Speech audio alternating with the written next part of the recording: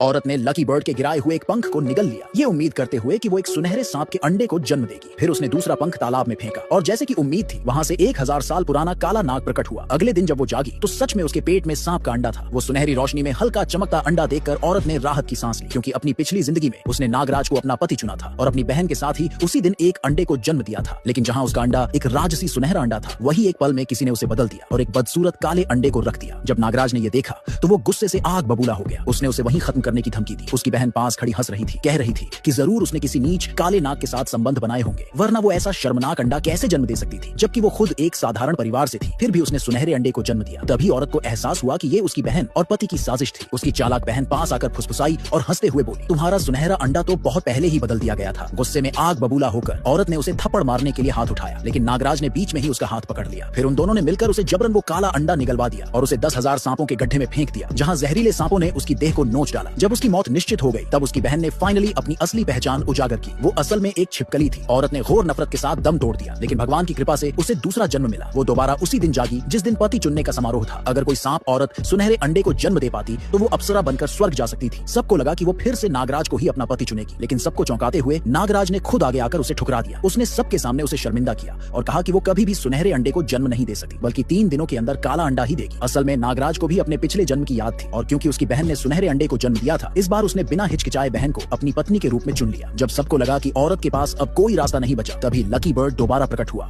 और उसे एक नया रास्ता दिखाया। सांपों के तालाब के गहरे अंधेरे में एक ऐसा काला नाग था जो 9000 साल तक जीवित रहा था। वो भले ही एक नीच जाति में पैदा हुआ था, लेकिन अब वो एक ड्रैगन में बदल चुका था। बिना किसी झिझक के औरत ने पक्षी के निर्देशों का पालन किया। उसने पंख को निगल लिया और दूसरा पंख तालाब में फेंक दिया और फिर से 1000 साल पुराना काला नाग प्रकट हुआ।